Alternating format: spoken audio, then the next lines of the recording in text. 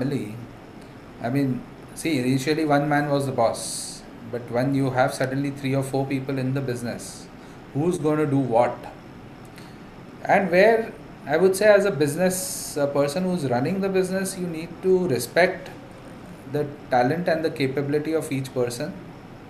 And for the betterment of the business, it is best that the right person is handling the right thing. I mean, there could be, I mean, as I said, I've seen situations within my family, being a big family. I've seen it with other families. You may have some people who are, there, but not necessarily, uh, if I may use a strong enough a word, capable enough of running certain functions. Then you have to sort of work out in such a way.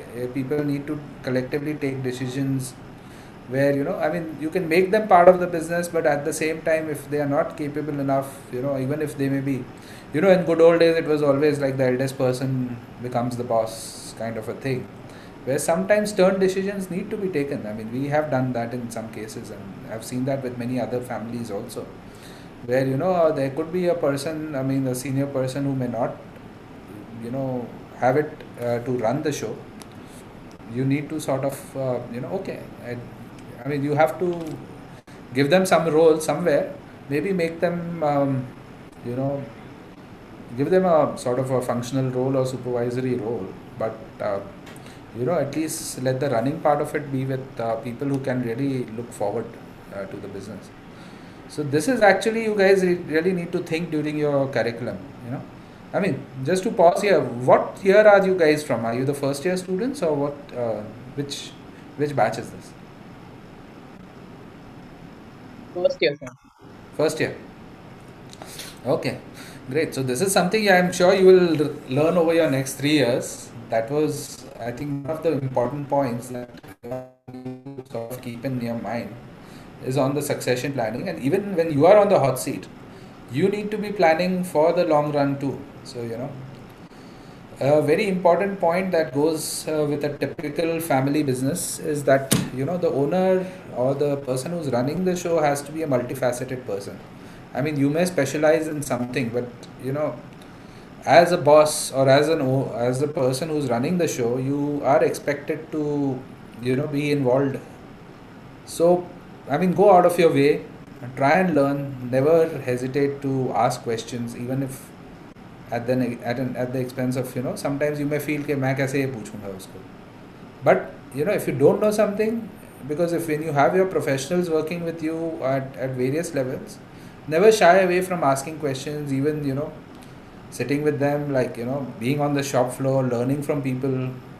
And but you need to, as a business owner, you need to uh, I'm not saying be totally involved, but at least have an idea of all the different aspects of your business.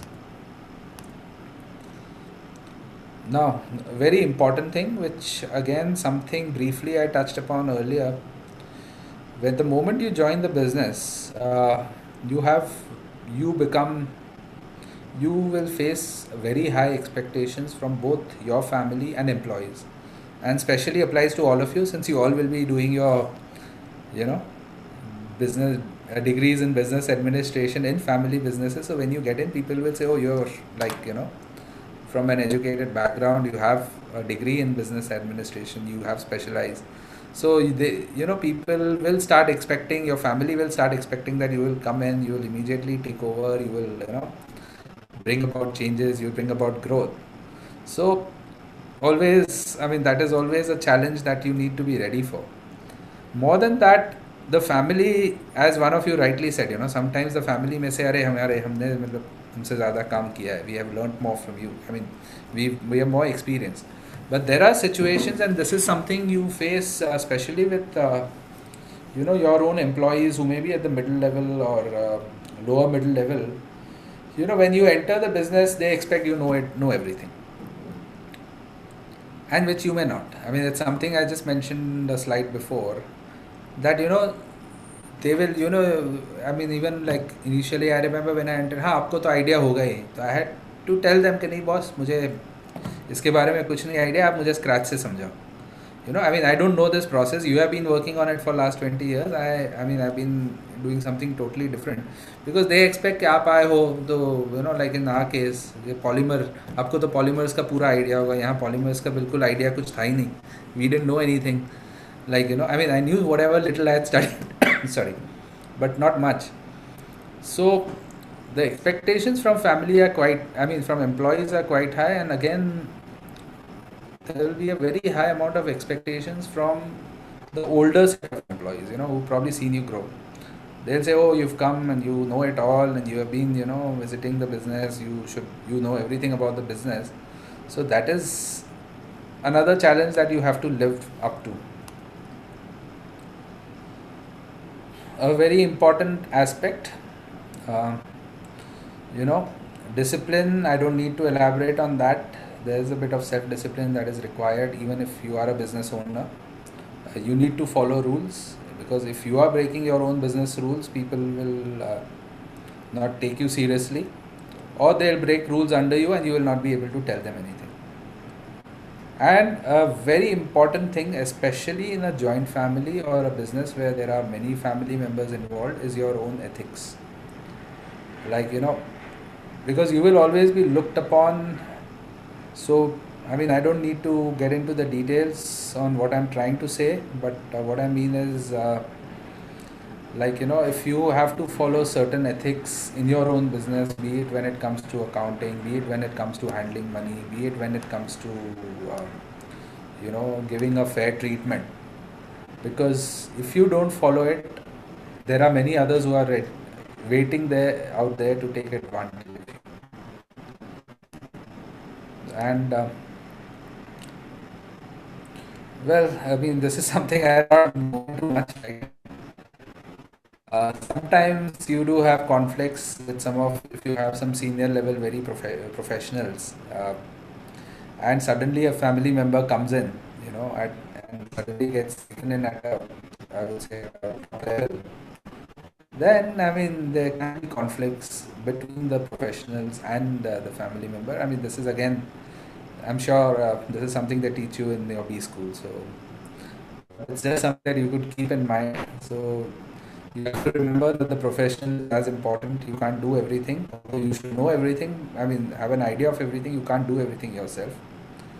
And so the only reason I'm trying to say it is, there are professional egos which do come into family businesses.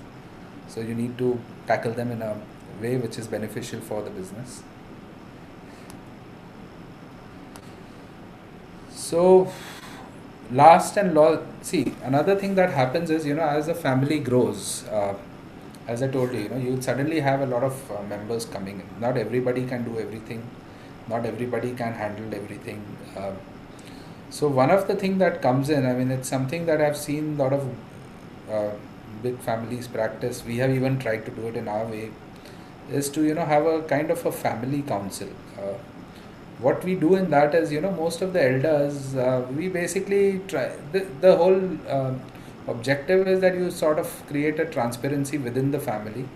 The person who's handling needs to be absolutely transparent. The family needs to keep meeting so that there is a good amount of trust between each other. And that's something which is very essential for the betterment of the business, that you need to you know uh, basically keep meeting. That's what family council means. Treat the people who have started the business, who have held the business for a long time. I mean, okay, you may come in. I mean, there are times when the elders will immediately get off and say, okay, we hand over the reins to you, you handle it now. But always remember their experience. Take advantage of the experience. Maybe have, I mean, you will always have them as board members or advisors or whatever. So the more you meet, there are times when certain challenges come, you don't know how to handle. That is when this the family council helps. Create a sort of an informal structure within the family where, okay, certain people are given certain key amount of decision making, but at the same time, certain elders, I mean, especially for a new person walking in, could be there as a mentor. So one of the things which I've seen a lot of families do very consciously is I mean, always not have your direct relative under you, like could be uncle and nephew working together, or like that. you, I mean, unless if it's a just a like a father son just immediate family, then it's different, but this is typically a case for a big family, where there are a lot of family members, say a lot of first generation, second generation, even more third generation people in a business. So a bit of a crisscross, interaction will help. So that's where I would stop on the challenges side of things. But if anybody has any questions, or you want to discuss something in more details, we could do that for now.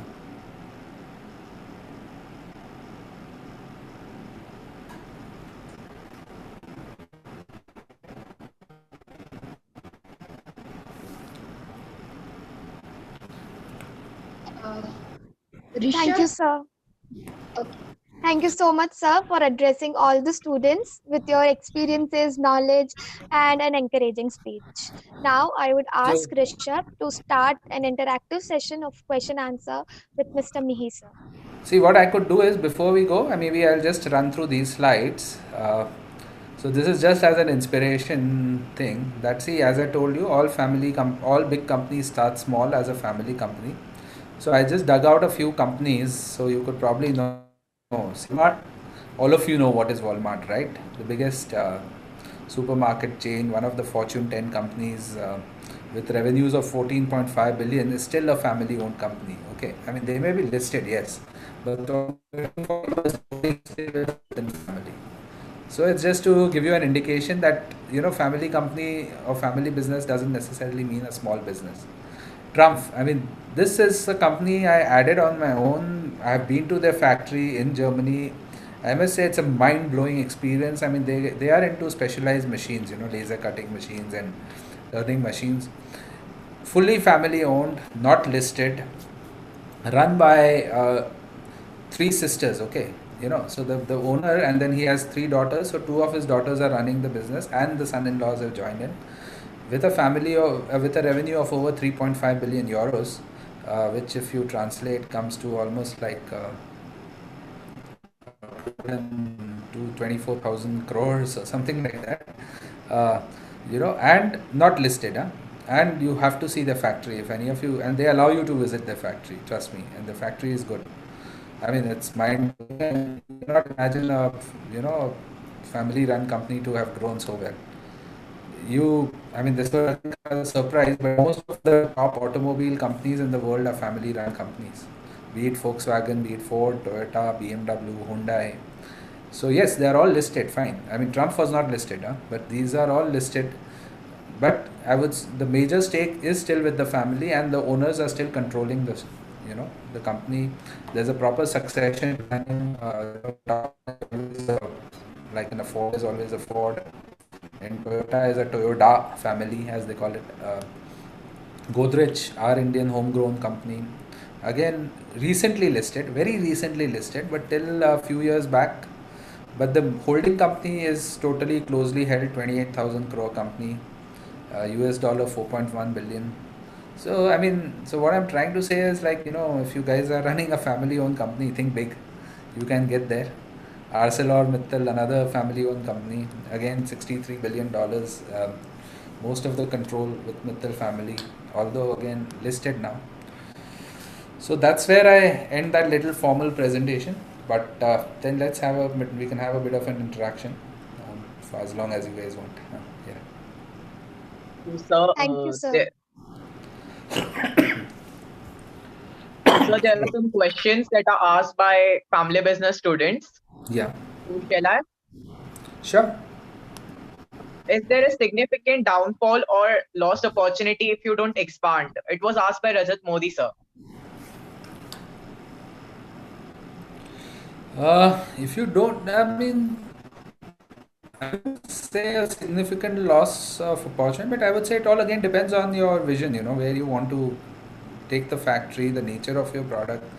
Because, see, one of the other areas which I did not discuss also comes in is, as I said, it is purely your vision. I mean, if you are, a company which is run, say there are a lot of family-owned companies catering to four big customers, and you're happy with that, or you're doing a job work, you're doing well for yourself, good.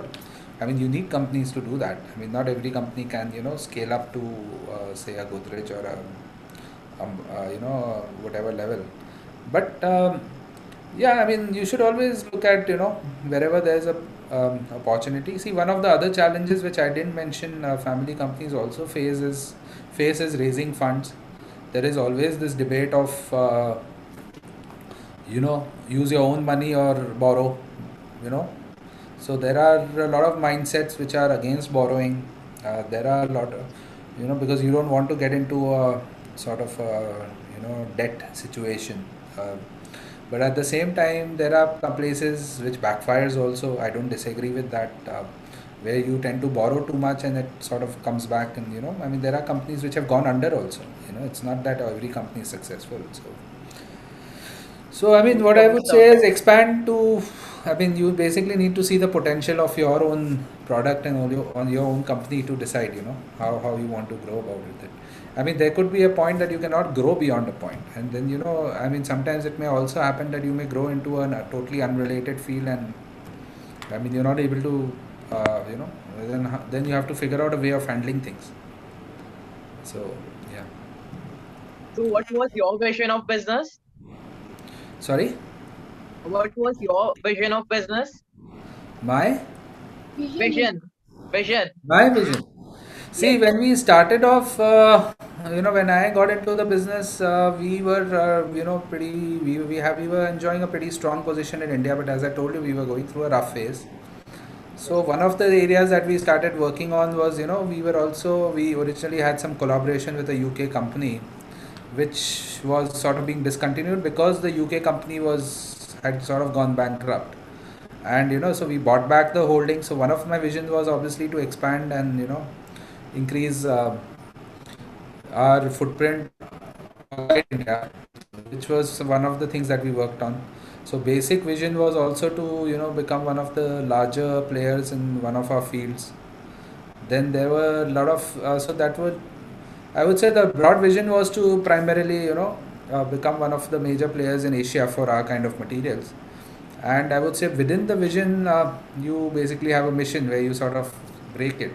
So some of it was to get into categories that we were not working on, but we had the processes. I mean, we were working in electrical equipment, but we were not working on say cryogenic applications, which didn't need any additional investment, but you just needed to get some approvals, get meet a lot of customers, get yourself positioned in those areas.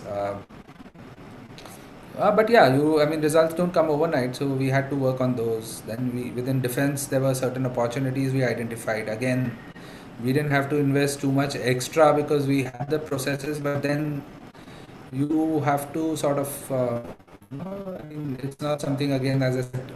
So there was something that we worked on, but we had to work on it for 4 to 5 years to get clearances because, because being in defense, you need a lot of, approvals and then a lot of testing. So that little patience is required. So I would say, I mean, vision also has to be a bit, I mean, it has to be long term, but at the same time, you need to keep it a bit dynamic. So I would say we've been fairly okay with our vision. I wouldn't say we have completely achieved what we wanted. So it's in progress. So So, I hope that you achieve your vision very soon. thank you so much. So, next question is from Somil Jain. He asked, "What is your pricing strategy and why? What pricing strategy you follow, sir, and why you do that?" Trading strategy is there is see, strategy also has to be dynamic. It has to be very market driven and situation driven. So one of the, I would say, I can't say about the strategy, but one of the key principles that we have followed is that see, in our business, we have somehow enjoyed.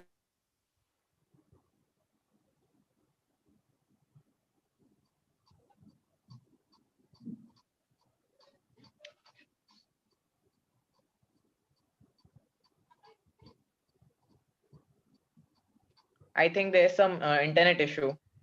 There's network issue. We have to wait for Sir's connection. Okay, ma'am. Meanwhile, any student who have questions, they can raise their hands and then we can activate them.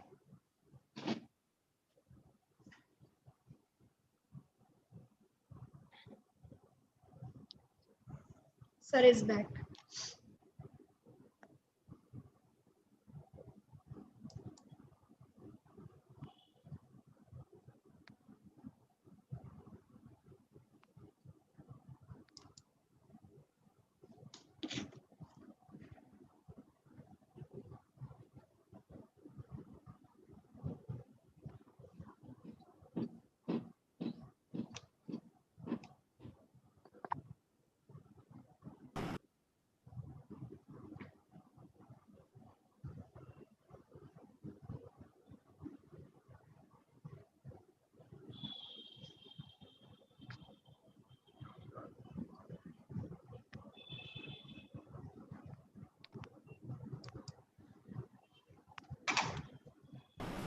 Yeah, am I audible? No. Yes, sir, you are. ये काम करो ना वो white charger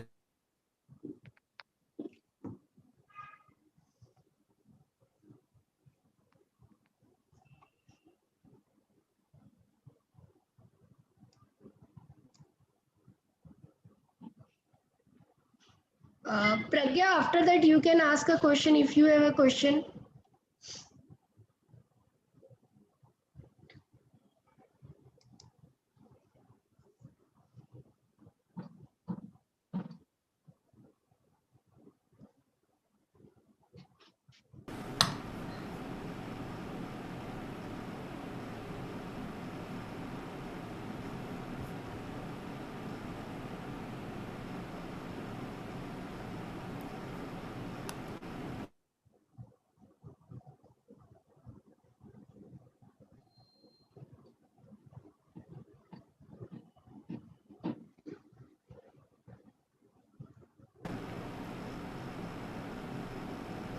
Am I audible now? Yes, sir, you're audible.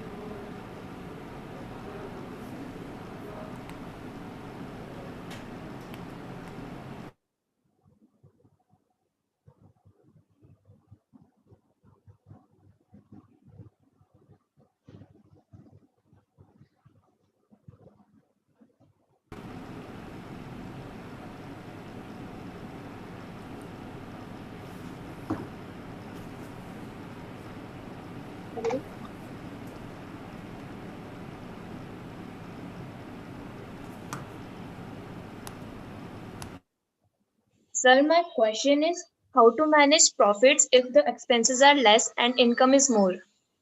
Pragya, wait, I think there is some network issue, so we are not able to connect with sir. Once the sir will be there, then you can ask the question.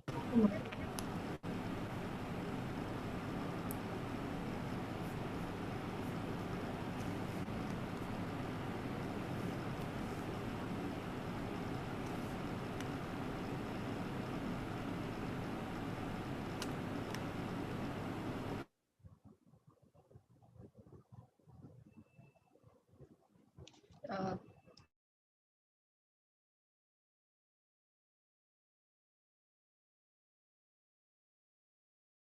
Connected, I think, I don't know, bandwidth में कुछ issue है. आ रही है? हाँ, आ रही है. Okay, I can see you.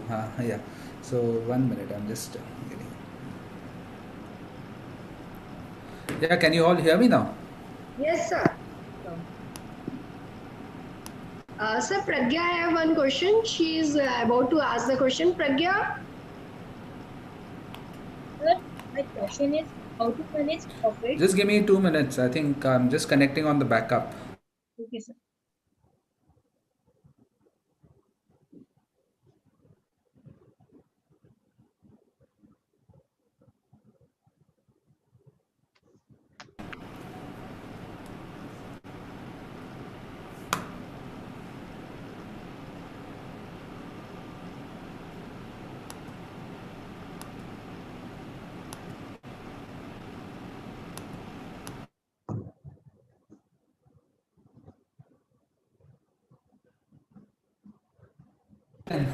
I don't know.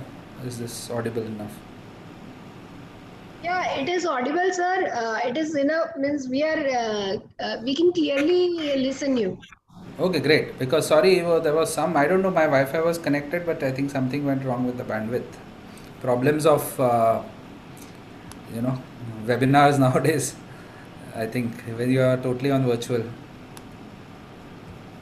Yeah, so now I can see also. So, yeah, sorry. So we were on a question on strategies, right? Yes, sir. Pricing Yeah. strategy.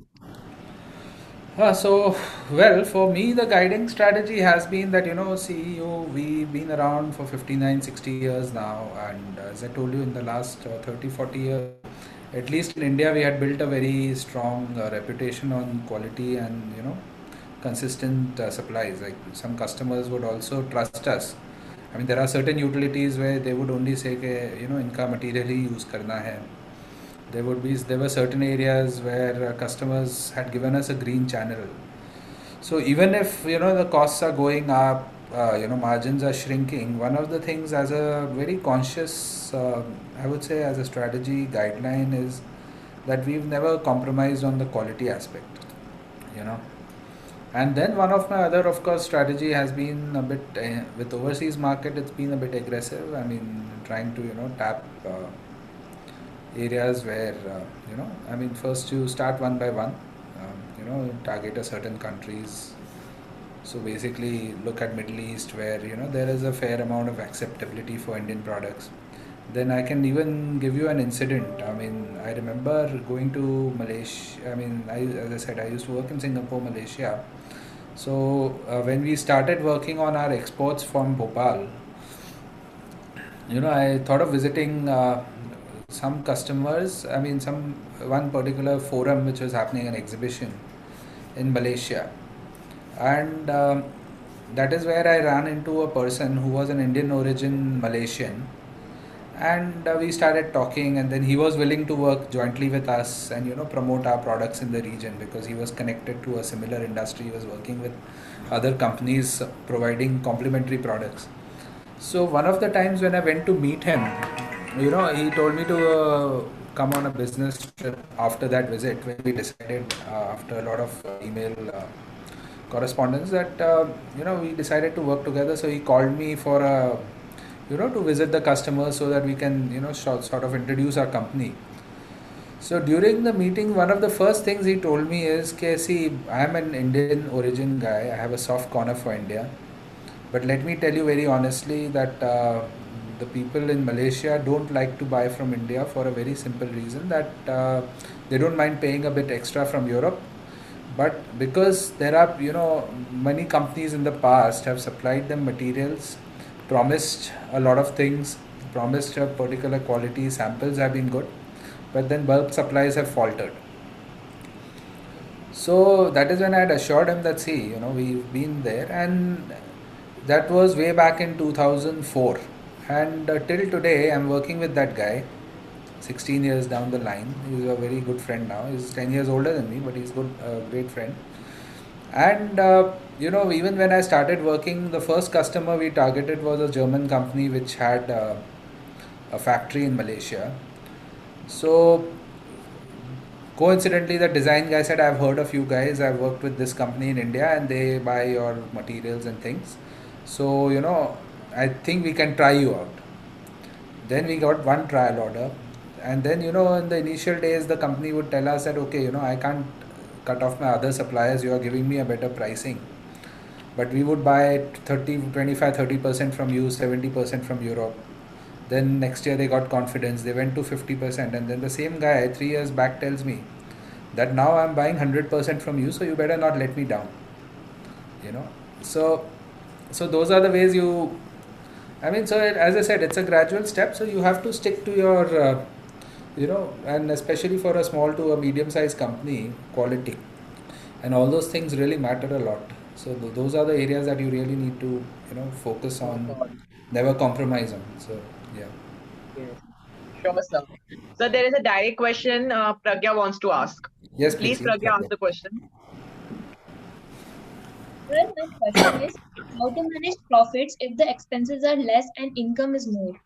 I'm sorry, I didn't understand. Can you please repeat the question, please? How to manage profits if the expenses are less and income is more? Well, it is again on the mindset of the promoters. Ideally, I would say reinvest, and at the same time, obviously, you're running a business, so you have a right to take some dividends from the business too. But always don't take out everything from the business, put a little bit back, and then, So I think most successful companies have been on that strategy that you don't take off all your profits. And I mean, not getting into names, but I know people who would say okay, I mean, if that works for a sole proprietary company, where they would say that, oh, my personal expenses are directly linked to my company account. So, but normal case, I mean, we don't do that. And I mean, I would say in most cases, never link your personal with company. Yes, you have full right to take your dividends. I mean, if you have earned profit, yes, you have the full right to make the money. Give dividend to all stakeholders. But yeah, I always try and put back a little more. So that's how the company becomes stronger. Maybe invest in your capacity, invest in your setup, invest in something, in your infrastructure, whatever. It will always help in the long run. Sure, sir. I hope Pragya is satisfied with the answer. Yes. Pragya. Yeah. Thank you, Pragya. The Thank next question is from Anurag Arya. He has asked how you can cope up with competition in the market who are ready to deal in goods without tax. Uh, Frankly, I've not faced that situation. I have actually faced that situation in tenders where some railway related. See, again, it depends on the nature of product. Ideally, with the way the GST regime and everything has come in, obviously the efforts are on to streamline that everything goes in a legalized way, and very little will move without taxes. So I think government is doing those efforts. Some of the areas, yes, we used to face that problem. I mean, we have faced that problem, not about companies evading tax, because I mean, I would say in my case it didn't apply so much, because we are in a very industrial kind of a scenario where nothing really is sold on cash as such. But one of the areas where we used to face a lot of that problem was sometimes in government tenders. I mean, we were a few years back categorized as a medium company, and that time SME definition was different, and the smaller companies would get would have to pay a lower excise. And certain tenders, the end customer used to calculate the tender on basis of a landed cost, which would include cost to their factory including excise, and they were not getting the excise benefits and things like that. So yes, we have lost business on those aspects to some of the smaller companies, because I mean, even if my cost is X, but I'm paying 18. I used to at that time pay 18 or 16% of excise or whatever, and maybe a certain company would not pay any of that.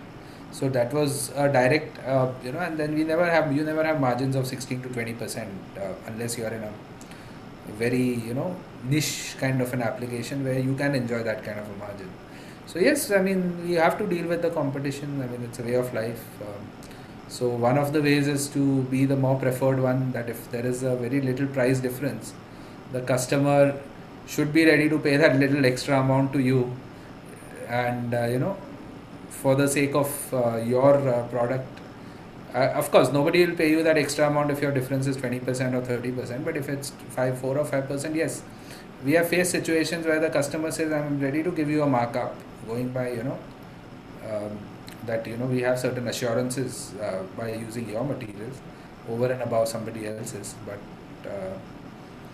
But it, I mean, as I said, I mean, that is something. Fortunately, with GST and all this coming in, with the offsets that you get, that is kind of being neutralized. The amount that you used to lose out on tax. Yeah. Thank you, sir. This is the question that I feel I have to ask from Sure. the family business, that how did you cope up with this pandemic and everything? Did it really affect your business?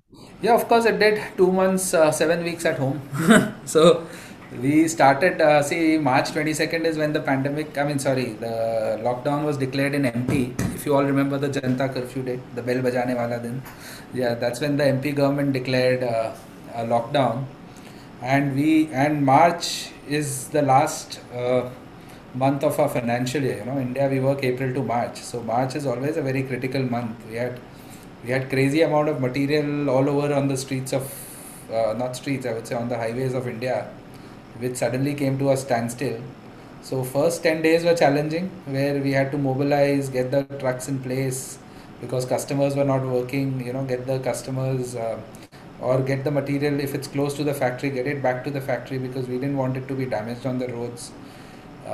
We had to. There was a lot of material on way to the ports, and for some of our export consignments, where overnight suddenly materials wouldn't move because our CHA was not able to handle it, and it was not a full container load. Mumbai port was also working on part capacity. They were not handling LCLs, as they call it, like in export you have part shipments and full container shipment. So part shipments were not being handled, so we had to sort of tackle all that also. Suddenly telling our people not to come obviously was a challenge too. So yeah, 10 days, we did do a lot of all this mobilizing. But then one of the things what we did was, for our equipments, we generally have a shutdown usually in first or second week of April. So we mobilized our maintenance teams, and we had to arrange for a place for them to stay and all that in the plant itself. And fortunately, we have a little place next to our factory for some of the emergency work staff, and convince them to be in the plant for 21 days. We took our shutdown earlier, the boiler shutdowns, which are mandatory as per the government. So this time I would say we did probably a best possible cleaning job, because normally if you shut down for 10 days you're always in a hurry to restart. But this time we had all the luxury of let that work go on for 15-20 days. So we jokingly say that the boilers have never been cleaned better since they were bought. And so all that was done. But yeah, it was a tough scenario. We obviously lost out on important 10 days of the March financial year. So the final output and all obviously has been affected. One of the challenges I was facing was also I had an important consignment going in for some overseas customer. So though they understand that it's not our fault, they empathize with you that the lockdown has been declared. But at the same time, their factory was running. I mean, there was a lockdown in their country also, but the factories had been allowed to operate. So they were obviously a bit impatient. But fortunately, they didn't put it on the company. It was an external scenario, so it didn't boil down to us. And so those, I mean, then obviously the other challenge came was then we fortunately got permissions to work in mid-May. So to get everything in place, work with 50% staff. So obviously, people haven't worked for almost 2 months. So obviously, everybody needs that bit of employment, plus obviously, the money. So even we were running in through a financial crunch. So those challenges came in. Then when you are asking when you restart, we tried to put maximum people on the shop floor because we could work only with 50% of the staff. I mean, across our 3 factories in and around Bhopal, we had to work with a limited manpower. So we actually didn't start one of the plants which is on outskirts because it was difficult for people to commute from Bhopal to that plant, and we could get the locals to work in, but then the main key people were not able to travel. So we had to balance. We had to take a decision that let's not start. I mean, if we start, we are going to be losing more than we start, because if you're working with 50% staff only in a limited one shift and not all 3 shifts, and especially when our processes are long. So sometimes that is also a tough call you have to take. That sometimes you don't start. Then obviously the guidelines were that you cannot allow people above a certain age, and we had a lot of experienced people who were there as formally retired but working on extensions, and we had to suddenly tell them not to come to office. So those are the scenarios we have all handled. I think all of us are in the same boat. All of you guys are from business families, I guess, and so you must have faced similar situations. Then obviously when you restart, you have a lot of orders in hand, but then the customer suddenly tells you don't send anything because we are restarting and we are reorganizing our shop floor. So you have a lot of inventory lying up which is still there. So this year is going to be a bit like that. I mean, but let's all think of it this way, that everybody is in the similar situation. There is a lot of liquidity issue in the market at present. Yes, so there has So, been. So we yeah. can say that it had been a difficult time, but you somehow managed to go No, no, through it it. was difficult. See, as I said, first 10 days were tough. Then 20 days to 30, 25 days was a vacation. You get to spend time with the family. You can't do anything. So I was attending a lot of web meetings, That's attending a lot of, we were having a lot of interactions on. I got down to doing a course with Harvard, which is something I always wanted to do. So that's one of the things I really, I sort of did as a something to spend time. Online course which Harvard University US offers. So as I said, so then 25 days became a unwanted vacation, and then last 10-15 days became an impatient time when companies started reopening. So you start again getting your feet back in place, organizing, getting your people back, trying to get the permissions from the local authorities to restart, getting your whole plant sanitized, putting the new social distancing norms and the new normals in place. So yeah, it was a bit of a mixed bag, I would say. Yeah.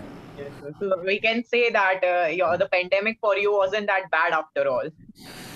It depends. I mean, it depends. I mean, I would say, I mean, you have to sort of take it in stride. That I mean, as I said, everyone's been through it. So yeah. So it was. I mean, as a company, yes. I mean, we'll obviously have a bit of a dent this year, but I think we'll try and cover up for it. Let's see if we can. I mean, it's we're still working on it. Yeah. Thank you, sir. This will be the last question for you by Agam. That what did you learn from your failures? Anything specific? One line that you want to say that you learned from your failures? Quite a few things actually. There have been. See, you don't necessarily you can't keep. You have to keep trying, and you have to take them in your stride. I mean, there have been a lot of heartbreaks. I mean, I'll be very honest with it. There are sometimes certain projects you're bidding for which doesn't work out. There are certain, suddenly market scenarios come up in a way. So what I would say is just keep trying, and just uh, be confident to sort of wake up, get up, and start. Don't give up. I would say it. Let me just say it like that. Yeah, Thank you, sir. my pleasure. That Yeah. would really work for the students. Now I would like Divya to take over. Before Divya, thank you, sir. Thank you. It's really very nice. And My pleasure. student have definitely I hope received so. Yeah. solution and they learn how to face the challenges. Because everything that is taught in the book is not necessary that it is applicable in the practice and in the business practices. Right. And you share your experience and it's really nice. So before formal vote of thanks, I just want to what we have received. I would like to say one quotation in Hindi. मंजिल उन्हीं को मिलती है जिनके सपनों में जान होती है मंजिल उन्हीं को मिलती है जिनके सपनों में जान होती है पंखों से कुछ नहीं होता, हौसलों से उड़ान होती है. And sir, we really learn from you. It's really nice. Now Thank you I so would much. I like mean, to I say, hope, I just hope I've made sense. I haven't really prepared for it. Just thought of speaking from the heart or something. everything is very nice, and Yeah. this is the real challenge which our students are facing, and all belongs to the family business, and they have their business, and definitely they are facing such kind of things also, and you are given the solution, sir. And now it's time for formal vote of thanks. I would like to ask Divya that please propose a vote of thanks. Thank you, ma'am. A very sunny afternoon to one and all. It gives me an immense pleasure to deliver the vote of thanks for this event of BizTalk Series 2020.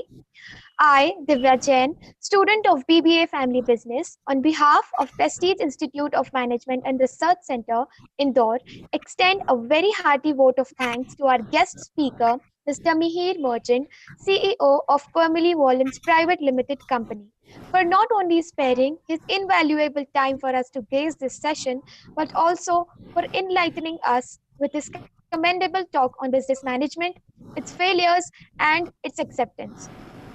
Thank you so much, sir, for honoring this session with your inspirational thoughts. I would also like to thank our respected director, sir, Director Ma'am, PIMR Alumni Cell, Mr. Pranay Kanik, sir, for their knowledgeable insights. As no event can become successful with a single person, so I extend my big thanks to all the panelists and coordinator, Dr. Bharti Ma'am, for our guidance. Lastly, I thank all the students for being patient listeners. Thank you guys for making this session successful. Thank you. Thank you. Thank you, everyone, and all the best to all Thank of you. you. Thank you. Thank you.